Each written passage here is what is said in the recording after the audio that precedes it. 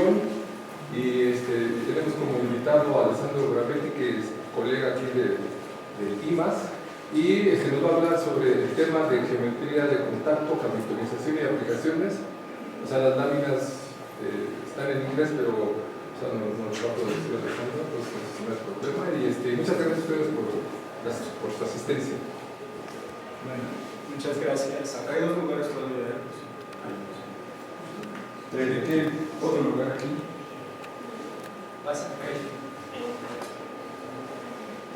Bueno, gracias primero por la invitación. Muchas gracias. Luego hay agradecimientos formales en la siguiente lámina, pero de pronto gracias. Como ya lo dijo el profesor, pues el tema de hoy es geometría de contacto, hamiltonización y aplicaciones. Entonces es un tema, digo yo, bastante amplio. Y pues leí un poco sobre el seminario y entendí de que iba a haber un público mixto. Entonces traté de preparar algo panorámico de cosas que hemos hecho, de cosas que me gustan. Entonces el tema además está sesgado por mis gustos, obviamente, y por mi trabajo. Pero sobre todo que tenga diferentes niveles, como para que llamar la atención de un público heterogéneo, diverso. Y entonces va a haber cosas que puede que uno no conozca, pero luego va a haber otras, voy a avisar dónde lo recupero. ¿Por qué estoy diciendo esto? Pues porque me gustaría que puedan seguir la mayor parte y sobre todo que pregunten cuando lean que no se entiende, tanto porque las láminas están en inglés, perdón, o porque yo lo explique mal, perdón por eso también, o porque pues simplemente no es un concepto nuevo y puede que no se entienda, entonces me pueden preguntar y con gusto. Bueno, entonces, otra cosa, ahí está mi correo, pues preparé una presentación panorámica con muchas cosas, espero no extenderme mucho, va a haber preguntas durante y al final, pero si el tiempo no alcance para algo, entonces me pueden escribir ahí o hablamos después, más fácil, ¿no? O cuando quieran. Y también, bueno, agradecimientos, siempre me gusta ponerlos, primero a los organizadores todos y en particular al redactor. Y luego pues a los colaboradores, en amarillo puse a los que están aquí en la UNAM. Y es lo mismo con los estudiantes que están trabajando conmigo. Bueno, Jason ya terminó, pero nosotros están aquí y estamos haciendo tesis. Y bueno, al final un par de ellos van a aparecer. Bueno, el esquema de la plática es así. Les voy a hablar del problema de la hamiltonización, entonces primero voy a establecer cuál es el problema que nos interesa en su formulación estándar. Y luego pues voy a darle la vuelta para tener otro enfoque que le llamo el enfoque de contacto, porque viene justo de la parte de geometría de contacto. Y luego me voy a extender mucho en esa parte y al final pues de esa parte vamos a resolver el problema de hamiltonización, pero usando la geometría de contacto en algunas aplicaciones de interés físico y de interés en estadística o en ciencia de datos, como quieran llamar. Y bueno, al final, unas conclusiones y unos temas extra para que no crean que lo que yo digo es todo lo que hay, al contrario. Yo pues he tratado de hablar de varias cosas, pero muy sesgadas por lo mío, y pues hay mucho más que se puede estudiar en estos temas. Entonces, bueno, primero, ¿qué es el problema de la hamiltonización? Ahí puse una frase que, bueno, debí de haberlas puesto al revés, tal vez, pero ahí va la referencia. La tomé de un artículo de unos investigadores amigos de Sonora, que son los expertos en este tema, en su formulación estándar. Luego abajo va a aparecer la referencia a todo el trabajo. Y las referencias son como hyperlink. Entonces, si quieren luego, si alguien estuviera interesado, pues me piden las láminas y así ya tienen todas las referencias que quieran. Pero bueno, entonces, ¿qué es el problema de la hamiltonización? Es lo siguiente: dado un campo vectorial en una variedad, ver si en esta variedad, en su formulación estándar, ver si en esa variedad existe una estructura simpléctica, digamos, o puede ser Poisson, puede ser otras cosas, pero una estructura simpléctica que voy a llamar omega, y al rato voy a explicar más qué es una estructura simpléctica tal vez. Entonces no se preocupen por el momento, pero tiene que ver con esto de geometría simpléctica, una estructura simpléctica que es la que estoy llamando omega en la ecuación que está en display. Y entonces el campo X se dice campo hamiltoniano para la función h si cumple con esta ecuación que está en display. ¿Y que es una ecuación? Bueno, contraer el campo por las dos formas simplécticas nos tiene que dar el diferencial menos el diferencial de esta función h. ¿Qué es lo interesante de hacer eso? Al rato vamos a verlo, pero básicamente es una forma de geometrizar, de ver que efectivamente es un objeto que viene y que tiene que ver con la estructura geométrica natural, lo que tenemos sobre la variedad. Y entonces eso nos da algunas ventajas. Para los que no han llevado geometría simpléctica, que es muy probable, pero sí han llevado Riemanniana, por ejemplo, o geometría diferencial 1, esa ecuación que está en display se ve mucho como la ecuación para la definición de un gradiente en geometría riemanniana. Solo que en lugar de tener las dos formas simplécticas de esta omega, tendríamos una métrica. En ese caso, entonces, en ese caso hablaríamos de que x sería el gradiente con esa métrica de la función h. Entonces les puse que otro nombre que se le da a x es el gradiente simpléctico, porque es como el gradiente, pero usando en lugar de la métrica riemanniana, usando una estructura simpléctica, entonces se le llama también el gradiente simpléctico. ¿Okay? Pues eso es un poco para explicar cuál es el problema, y aquí va la referencia que les prometí. El problema también tiene muchos niveles de dificultad, entonces nosotros nos vamos a quedar con niveles no tan altos. En ese trabajo que les pongo van a nivel más alto. Digamos que esto es como tal vez referencia del estado del arte de la formulación estándar. A mí lo que me interesa es ir lo más rápido posible a motivar y luego a la formulación diferente de lo estándar que les quiero proponer. Entonces, ¿por qué queremos, rápidamente, para qué queremos ver si un campo vectorial viene de alguna estructura, es hamiltoniana? Pues primero porque nos gusta geometrizar, aquí estamos en un seminario de geometría, entonces no tengo que justificar tanto. Luego porque los sistemas hamiltonianos tienen que ver con integrabilidad muy directamente, entonces también puede ser esa otra buena razón. Una que me gusta es que automáticamente, como hay mucho estudio sobre sistemas hamiltonianos, hay muchos resultados, entonces si sabemos que algo es hamiltoniano, pues hay muchas herramientas que podemos luego jalar y utilizar para nuestro problema en particular.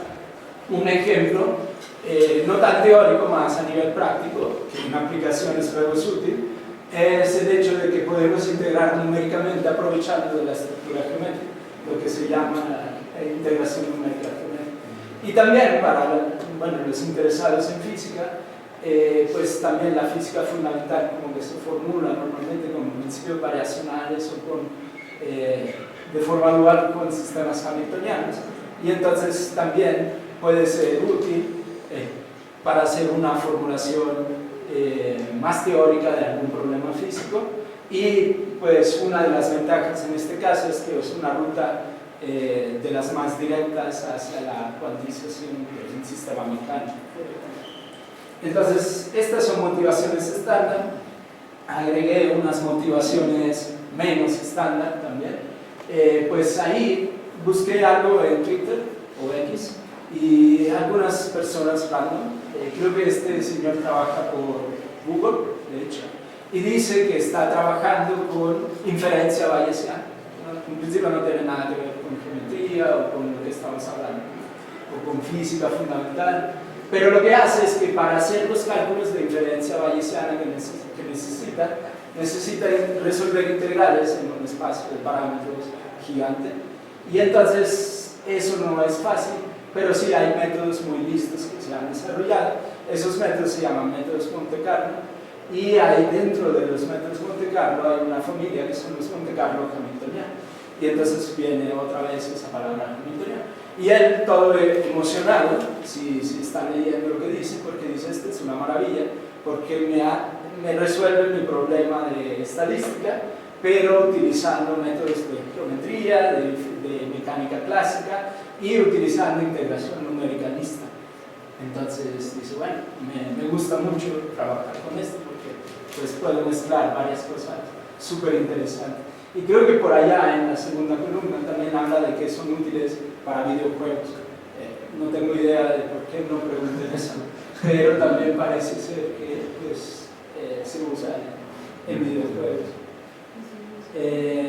Bueno, eso para la motivación del problema de la monitorización en general.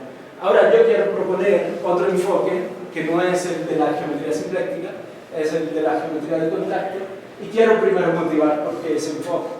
Para mí la motivación, esta es la personal mía, ha sido que estaba trabajando en el doctorado en geometría de la termodinámica y uno escucha que hay esta geometría de contacto que se llama y que es la hermana en dimensión impar. Luego veremos que la geometría simpléctica solo se da en dimensión par de la geometría simpléctica.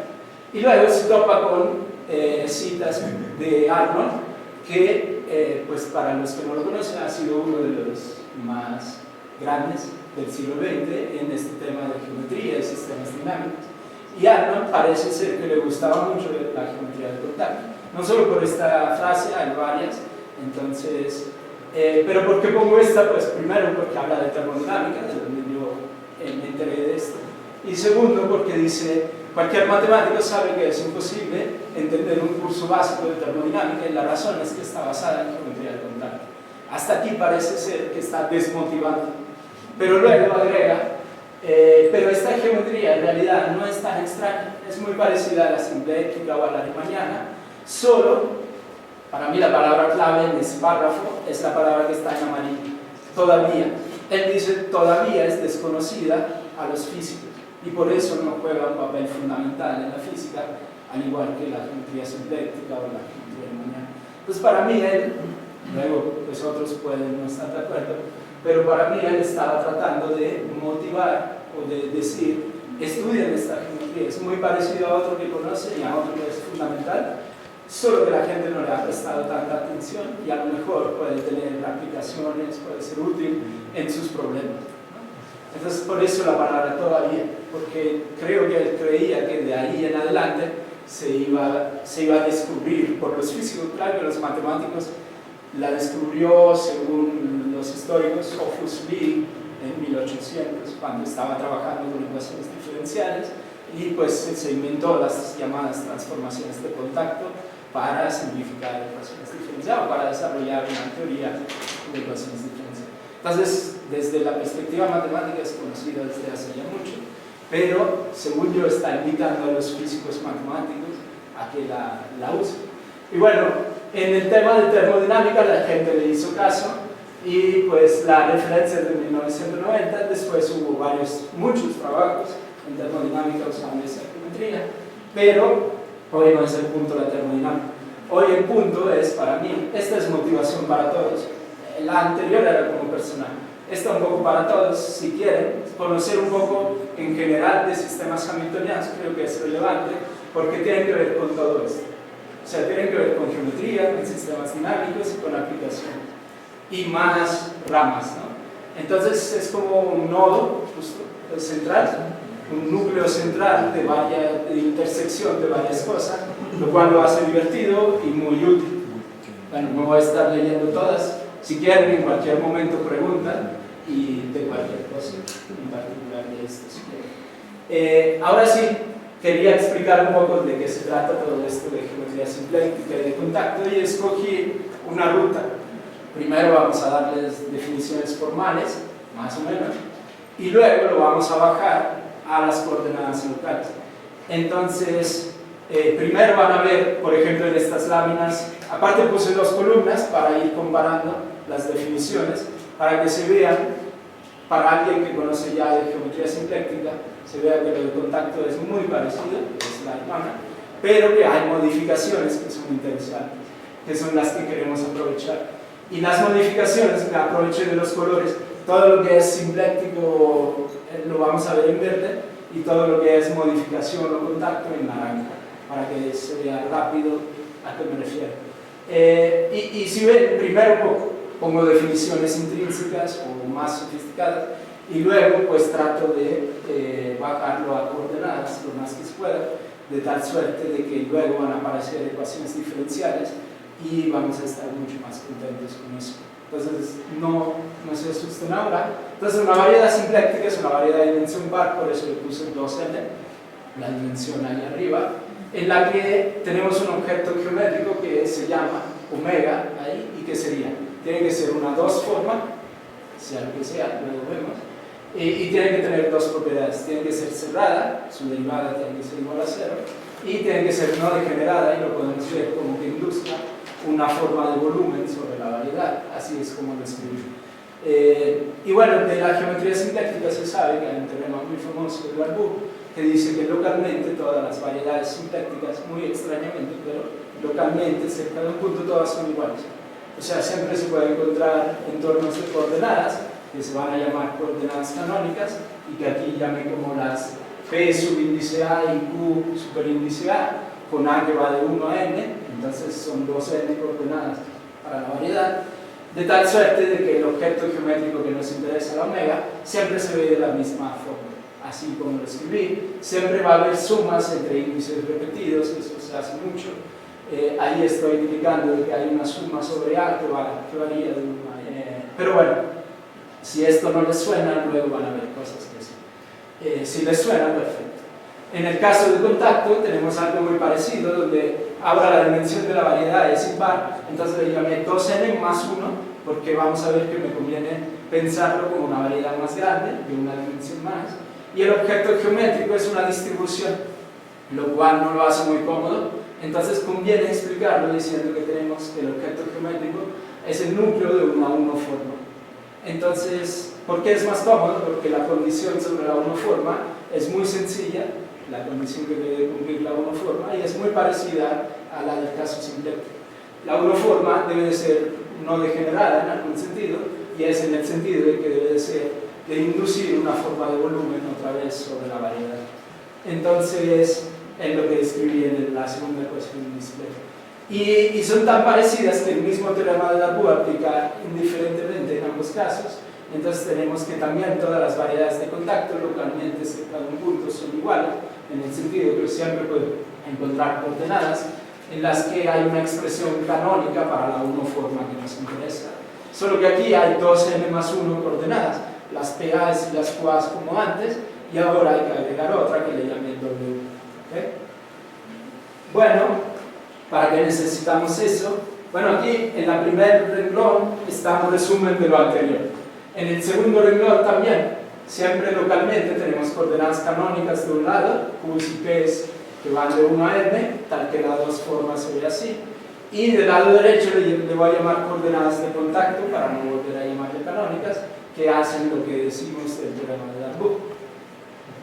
Pues un ejemplo, ejemplos estándar, R2n y R2n más 1, ¿okay? Con lo que se llama su 2 forma canónica, simpléctica, estándar, ¿verdad? O la forma de contacto estándar en R2n más 1. Aquí puse en verde, del lado derecho, ya empiezo a poner en verde lo que es parecido a lo del lado izquierdo. Entonces, si yo, por ejemplo, a la 1 forma del lado derecho le calculo la derivada exterior, para los que saben hacer ese cálculo, pues me va a dar exactamente dPA wedge de QA, que es lo que tenemos del lado izquierdo. Entonces empiezan a aparecer similitudes, por eso lo puse en verde, porque quiero decir, es lo mismo de lo que tenemos en la izquierda, y lo que está en naranja es la modificación que nos va a interesar. ¿Ok? Ahora hay una modificación natural del lado derecho, que es que siempre que estamos en una variedad de contacto hay un campo vectorial muy especial, que se llama campo vectorial de Reed, y está definido por esas dos condiciones. Bueno, sería el campo R, que está ahí en amarillo, definido por esas dos condiciones que anulen la diferencial de eta y que contraído con eta nos dé 1, digamos, lo normalizamos. Bueno, en coordenadas canónicas o de contacto, como me he llamado, siempre se ve como la derivada en la dirección de W de esta coordenada extra. Entonces, también pueden pensar por eso que no aparece en el caso simpléctico, porque es algo en la dirección extra que estamos agregando. Una última cosa de teoría general de las definiciones generales, simetrías. Toda vez que tenemos algo geométrico queremos ver su grupo de simetría, por ejemplo. Entonces, en el caso de simpléctico, si han llevado mecánica o cosas del estilo, conocen que hay las transformaciones canónicas, y eso es, o más geométricamente, los simplectomorfismos. Son las transformaciones pues, que dejan invariante la geometría que tenemos ahí, que es la geometría simpléctica. Del lado derecho tenemos lo mismo, los contactomorfismos o simetrías de contacto, que son las transformaciones que dejan invariante a la geometría de contacto. Pero dijimos que la geometría de contacto no era tanto la unoforma que metíamos sobre la variedad, sino su núcleo, su kernel. Pero entonces, dos unoformas que tengan, que sean una igual a la otra multiplicada por un factor conforme, o sea, por una función que nunca se anula, van a tener el mismo kernel. Entonces, en realidad, las simetrías del lado derecho no solo son las que dejan invariante la unoforma, hablando en términos de unoformas como lo estoy haciendo, sino también admitimos simetrías que rescalen las cosas, ¿okay? Sin que se anule ningún punto. Y eso, ahí empiezo a hablar de ventajas de este otro enfoque. Imaginemos que estamos pensando en mecánica y queremos encontrar el grupo de simetría de algún sistema. Pues resulta que eso se hace mucho, pero resulta que del lado nuevo, del lado de contacto, podemos preguntarnos algo adicional. ¿Qué tal que aparte de las simetrías usuales, haya unas simetrías de ese sistema que lo rescalen? Eso no lo podemos hacer del lado izquierdo porque rescalar no está admitido, queremos preservar las cosas multiplicando por 1, exactamente. Del lado derecho podemos hacer. Entonces es una de las cosas que hemos estado estudiando y que tiene consecuencias divertidas. Bueno, sigo con la parte muy teórica, luego vamos a aterrizarlo.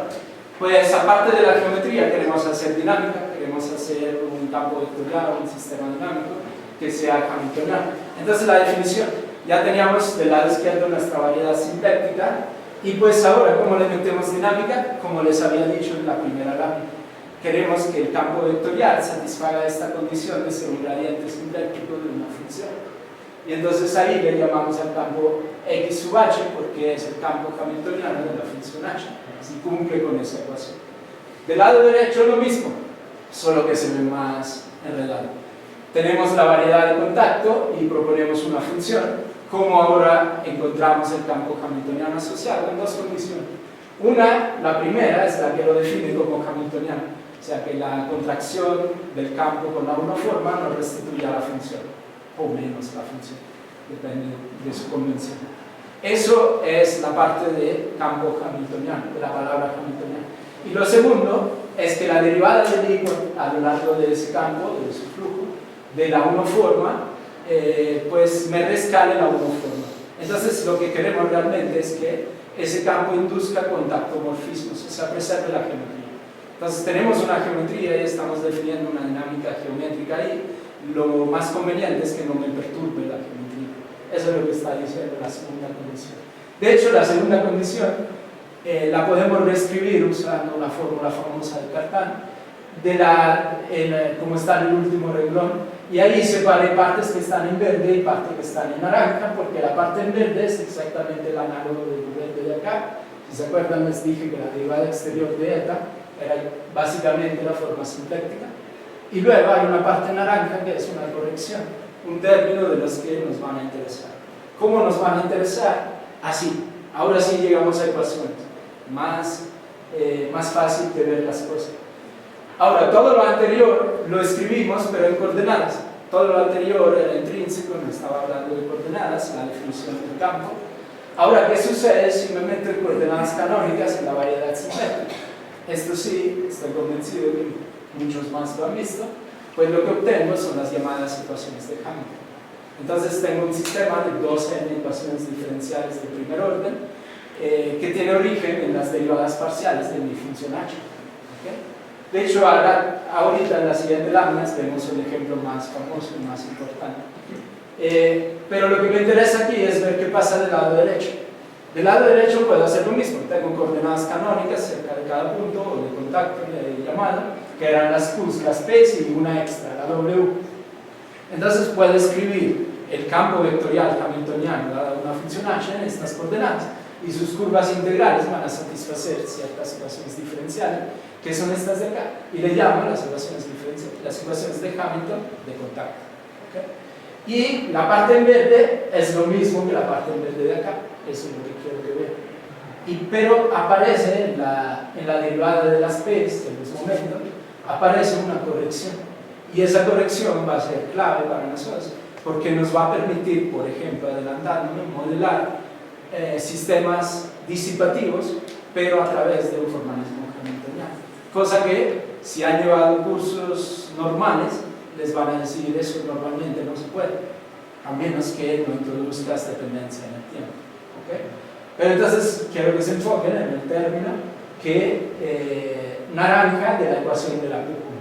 Y luego alguien, si quiere, puede preguntar, bueno, tenemos 2n más 1 dimensiones acá, vamos a tener para las curvas integrales 2n más 1 ecuación.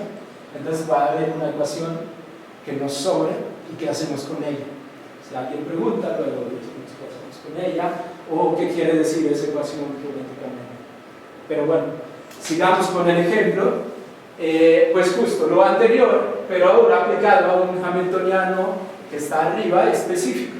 Ese hamiltoniano es el ejemplo estrella. Es como el ejemplo de toda la vida de los hamiltonianos naturales o de los hamiltonianos de la mecánica. Entonces, ¿qué sucede si enchufo esa función en las ecuaciones de Hamilton en verde del caso sintético? Pues lo que obtengo es que Q puntos son los momentos, o sea, la relación entre momentos y velocidades, ¿okay? Y luego tengo que P puntos son las fuerzas. Entonces de aquí recupero las ecuaciones de Newton de la mecánica como un sistema de primer orden para sistemas conservativos.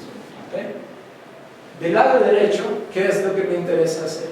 Es proponer un hamiltoniano que está ahí arriba, que tenga en verde la parte igual a lo de la izquierda, y luego la corrección que involucre la coordenada extra, pero lo más sencilla posible. Más sencilla posible sería 0, pero eso no da nada. Lo siguiente es un término lineal, una constante por W. ¿Okay? Entonces, la pregunta es, ¿qué pasa si yo agrego solo ese término en el hamiltoniano de contacto y luego lo enchufo en las ecuaciones de movimiento? Y lo que obtengo es que en verde obtengo las ecuaciones de Newton, básicamente para sistemas conservativos, pero como les decía, en la ecuación para los momentos obtengo una modificación, que es un término de disipación de la energía lineal en los momentos, con las velocidades que aquí es lo mismo. ¿Okay? Entonces ya vemos, con este ejemplo que es lo más sencillo posible, que sistemas con disipación, y este es como el modelo más sencillo, pero de los más importantes para modelar disipación. Algunos sistemas con disipación se pueden describir de forma geométrica y de forma hamiltoniana súper sencillamente, sin tener que introducir mucho. O sea, la modificación al hamiltoniano verde es la más sencilla posible. ¿Okay? Acuérdense que para nosotros el problema que motiva es el problema de la hamiltonización. Y del lado izquierdo hemos hamiltonizado las ecuaciones de Newton. Del lado derecho, pero solo para sistemas conservativos podemos hacer. Del lado derecho ya podemos agregar cierto tipo de disipación. Y ya lo hemos hamiltonizado, ya lo hemos resuelto el problema en este caso. Ok, entonces ahora vamos a ver unas propiedades bonitas que se conocen del lado izquierdo. O sea que la función hamiltoniana es una primera integral a lo largo de su propia dinámica y de que también los campos hamiltonianos simplécticos preservan la geometría simpléctica, o sea, la derivada de la 2 forma omega es 0. Eso implica algo que se conoce como el teorema de Liouville, que es que el volumen simpléctico de la variedad también se preserva. Del lado derecho, pues si hacemos las cuentas, vemos que la función hamiltoniana no se preserva. Y si hacemos las cuentas, vemos que tampoco la 1 forma que define la geometría se preserva.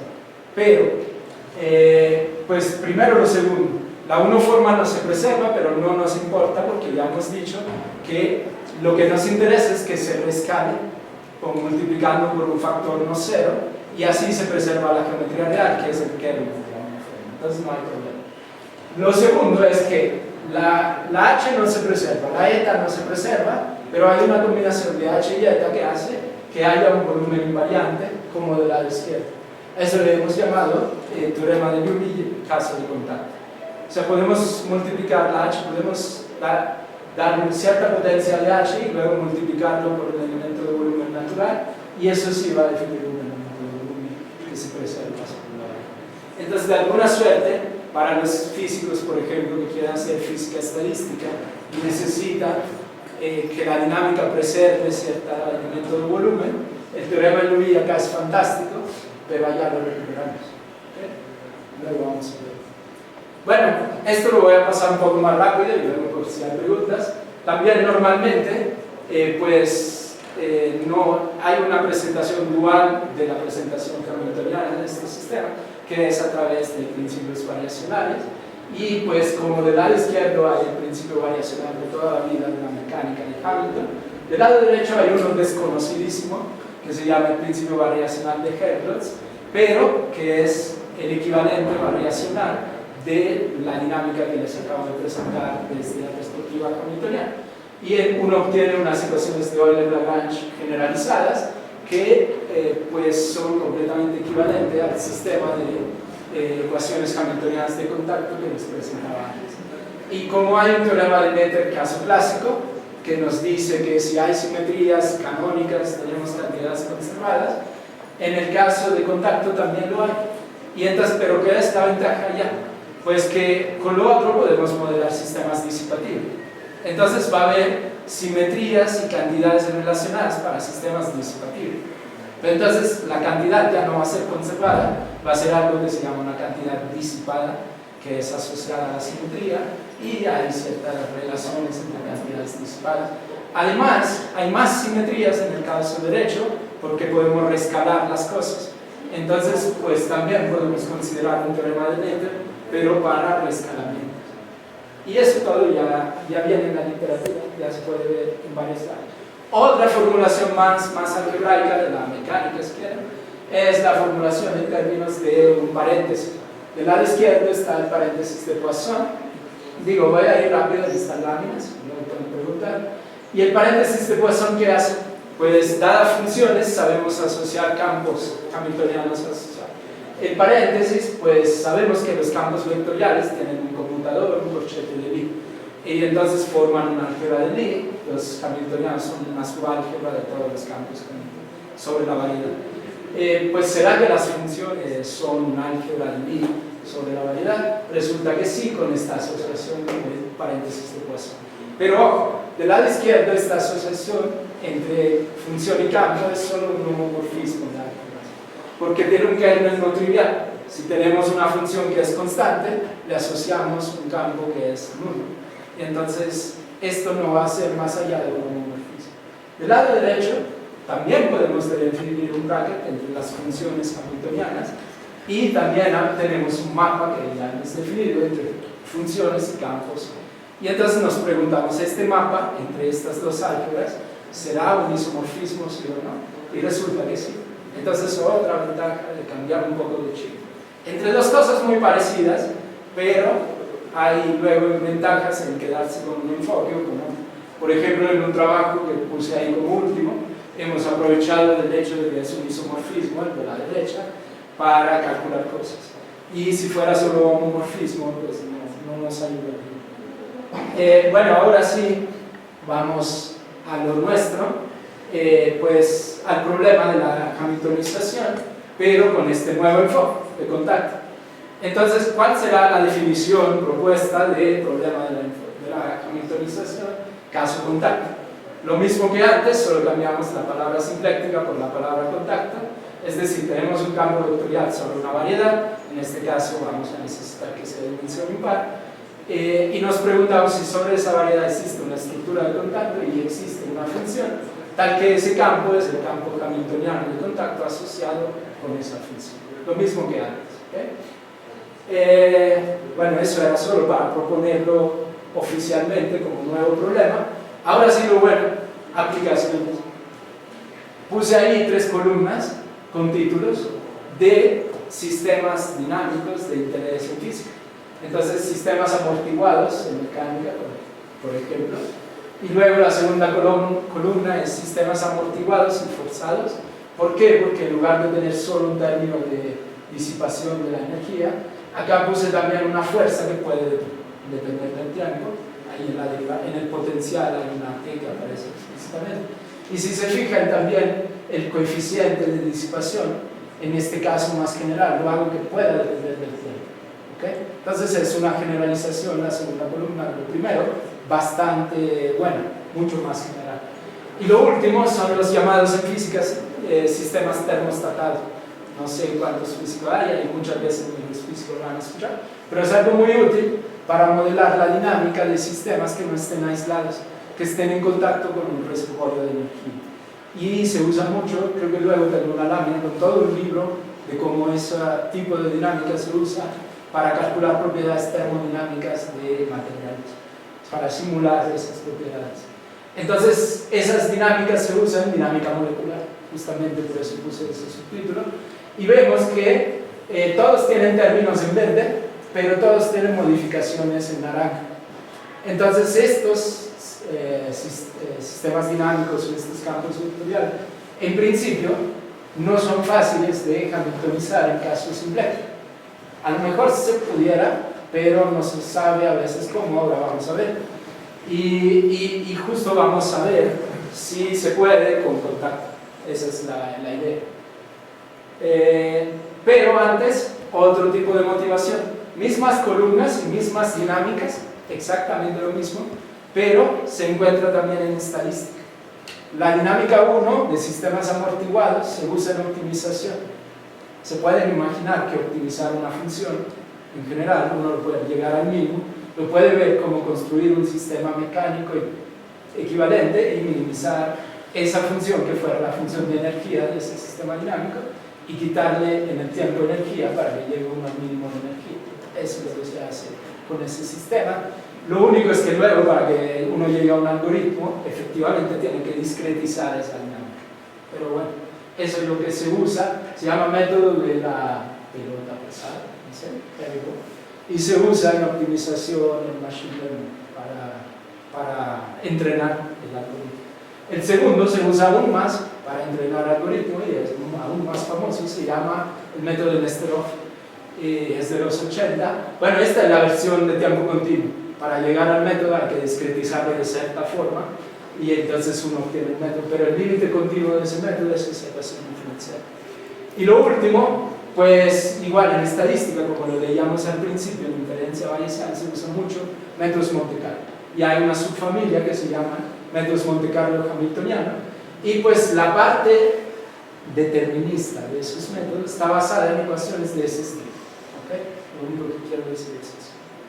Entonces ahora, pues vamos a ver por cada columna cómo podemos resolver de forma simpléctica o de forma de contacto el problema de la hamiltonización. Entonces, primera columna, ahí está el título, sistemas disipados o amortiguados, y primera columna de esta lámina, o sea, caso simplético. Se conoce la solución desde los años 40 del siglo XX, y se llama a veces en la literatura el método de Caldirola y Canal. O sea, es proponer una función hamiltoniana, pero que dependa del tiempo. ¿Por qué? Pues porque hemos visto que si no dependen del tiempo las cosas, solo modelamos sistemas que preservan la energía. Nosotros aquí queremos perder energía, entonces necesitamos que algo dependa del tiempo. Entonces la función está ahí arriba, gamma es un parámetro, y t es el tiempo. Efectivamente depende del tiempo. Entonces, si proponemos esa función y si proponemos un cambio de variables donde nuestras variables canónicas, como hemos visto antes, son las verdes y las variables físicas del sistema son otras, son las amarillas, entonces resulta que las variables físicas del sistema sí satisfacen la ecuación de Newton con el término de disipación que queríamos modelar. Entonces, resolvimos el problema de la hamiltonización para esta primera clase de sistemas en el caso simpléctico, pero tuvimos que agregar dependencia del tiempo y tuvimos que hacer un cambio de variables canónicas a física que no es canónica, que no preserva la forma simpléctica, la rescala. Entonces hay ventajas y desventajas, como muchas veces, o como siempre, más bien. Del lado derecho, tratemos de resolver ese problema, pero con el enfoque contacto.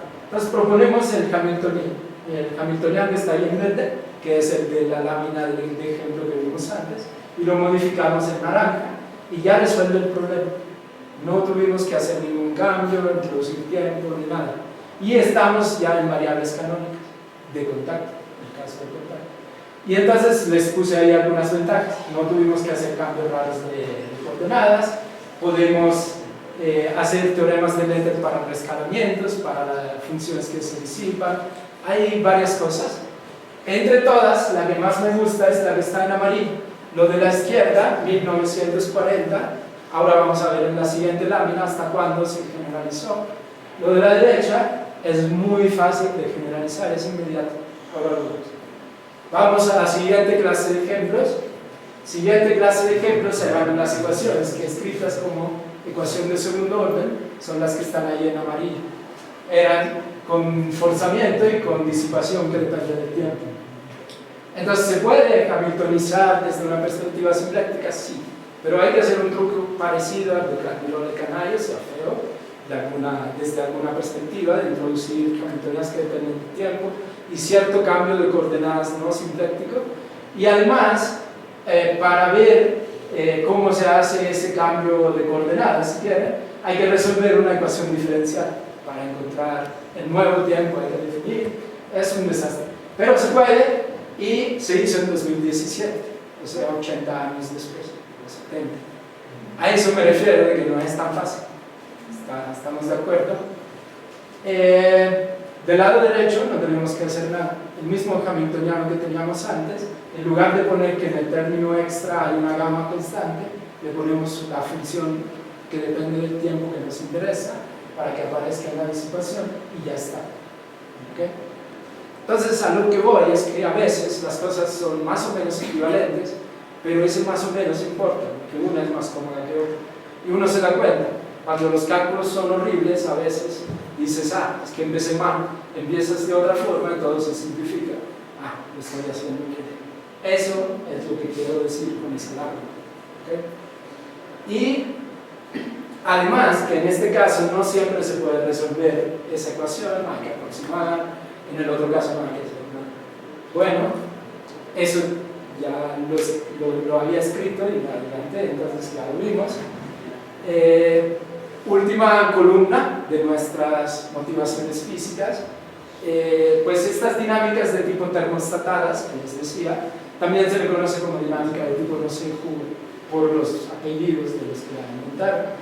Y bueno, este era el libro que les decía de mecánica estadística, donde viene teoría y simulación con este tipo de ecuaciones de propiedades termodinámicas, para que vean que sí se usa. Entonces, de este lado repetí las ecuaciones y debe de ser claro a este nivel que lo verde es lo hamiltoniano simpléctico y que no alcanza porque no hay el término de disipación de allá y porque hay una ecuación extra. ¿Okay? Del lado derecho, unas ecuaciones que obtuvimos en ese trabajo, pues proponiendo un hamiltoniano de contacto que si quieren se ve raro, una exponencial por otra función genérica de solo la variable W, elevado a cierta potencia. Luego, la verdad es que hay mucha razón de por qué aparece esa función, pero eso es para pregunta. Pero proponiendo ese tipo de hamiltoniano, se llega a estas ecuaciones de Hamilton, y son el análogo de estas, o sea, son una generalización de estas. Si uno allá la función ρ la propone como una gaussiana, dimensional, y recupera exactamente estas ecuaciones del lado izquierdo. Pero uno puede proponer esa ρ como que fuera cualquier distribución unidimensional diferenciable, y entonces pues tiene un montón de otras cosas. Entonces, ventajas en este caso, pues ventaja número 1 o 0, del lado izquierdo no se puede resolver el problema de la hamiltonización quedándose en lo simpléctico de este tipo de dinámica. Más que otro porque no estás en la dimensión correcta, por ejemplo. Del lado derecho lo pudimos hacer.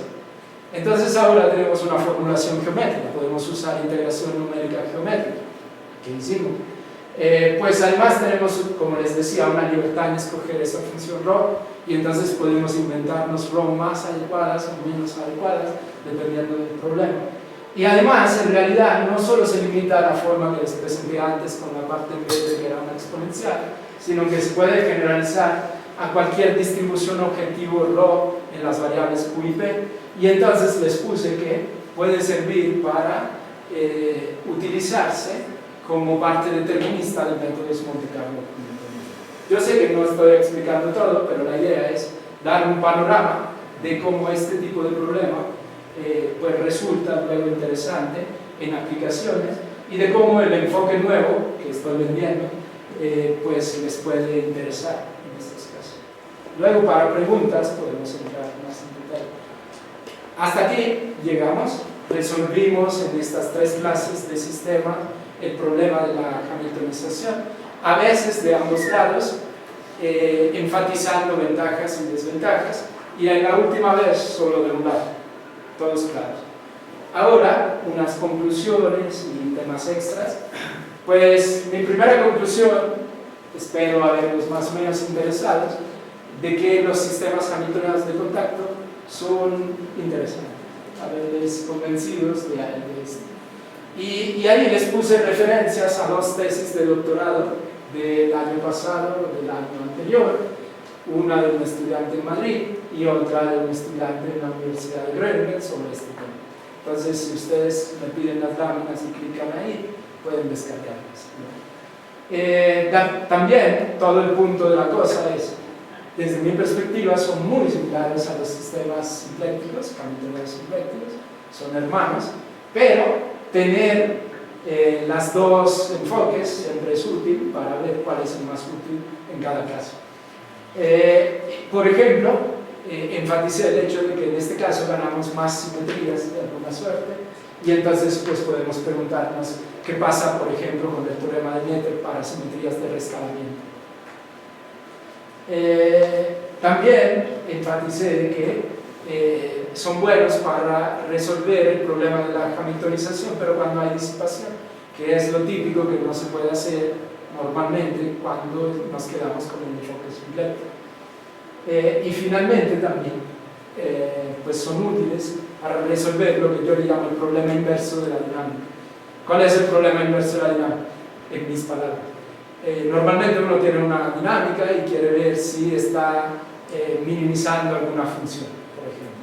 Problema inverso que aparece en estadística es: te doy la función, encuéntrame un sistema que me la minimice muy rápido, y luego discretízalo de cierta forma que obtengamos un algoritmo que es muy eficiente para minimizar funciones. Ese es el problema inverso. O en métodos Monte Carlo, ¿cuál es el problema directo? Tengo una dinámica, ver si esta dinámica preserva cierta estructura geométrica, preserva un elemento de volumen o preserva cierta medida. Eso es lo importante para métodos Monte Carlo. El problema inverso es, pues te doy la medida, tú inventas un sistema dinámico que preserve esa medida y luego discretízalo y tienes un algoritmo bueno para simular preservando esa medida. Por eso problema inverso. Ahora, sí, para que no se queden con que esto es todo, para nada, pues CHS es para sistemas hamiltonianos de contacto.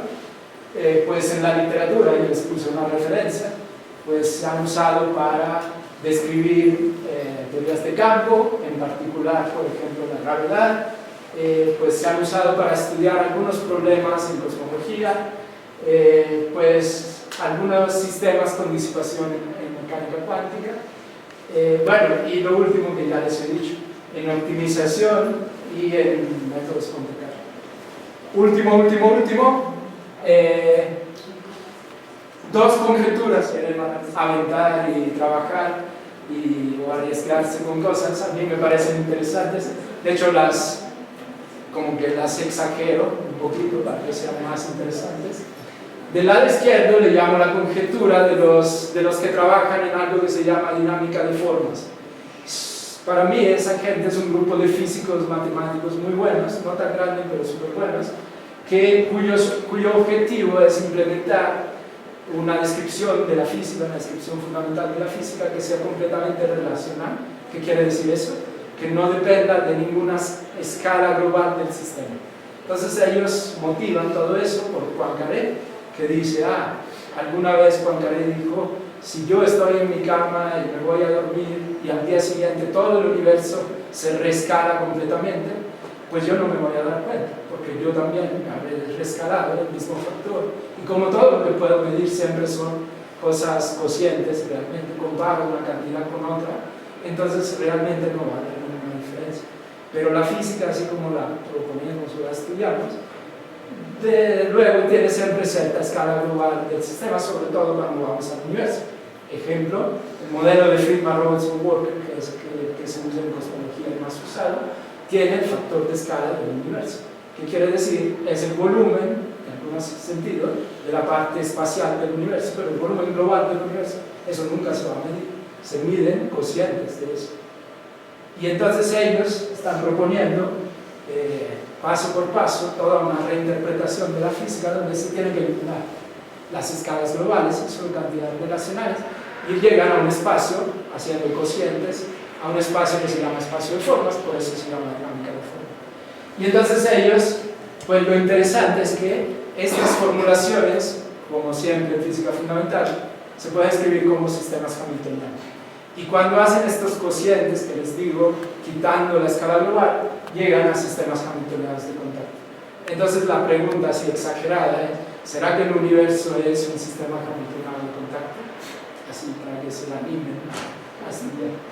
Y del lado derecho le llamo la conjetura de Betancourt. Betancourt es el apellido de un amigo que tiene esa conjetura de que, bueno, esto en el caso de la física, ¿no? En el caso de la estadística, que les hablaba de los métodos Monte Carlo, pues él en este trabajo, que está en un preprint, pues motiva el estudio de métodos Monte Carlo hamiltonianos, pero con dinámicas no sincréticas, sino de contacto, y dice que eso puede ayudar para resolver un problema en toda la vida del Monte Carlo hamiltoniano, que es cuando la distribución que se quiere simular es una multimodal, o sea, tiene varias modas. Ahí se sabe que los métodos Monte Carlo hamiltonianos usuales no funcionan muy bien, se quedan estancados en una moda y no se van a las otras. Entonces él propone en ese trabajo usar esto otro, pero se ha quedado todo un poco en el aire y por eso lo pongo como una conjetura, y entonces lo pongo así. Se pueden mejorar los métodos Monte Carlo hamiltonianos usando sistemas de contacto. Y finalmente, misma lámina pero con tesis en desarrollo, hay un estudiante de posgrado en matemáticas que es Kia, que está trabajando en esta conjetura, en su tesis, ya la acabó de hecho. Obviamente no va a resolver todo lo que les he dicho, en algo más concreto. Y pues hay otro estudiante, Sabino, que está trabajando, bueno, está terminando la de licenciatura, pero ya está en el posgrado, y esperemos que para la maestría se anime a ver si se puede atacar algún problema de la otra conjetura. Y eso es todo. Vuelvo a poner el correo por cualquier cosa. Gracias.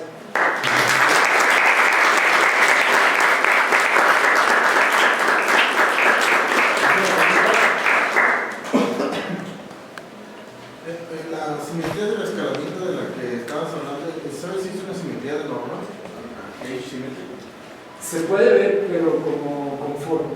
No vamos a es más conforme que la escala. Sí, entonces no es de las canónicas ni de norma, es algo extra.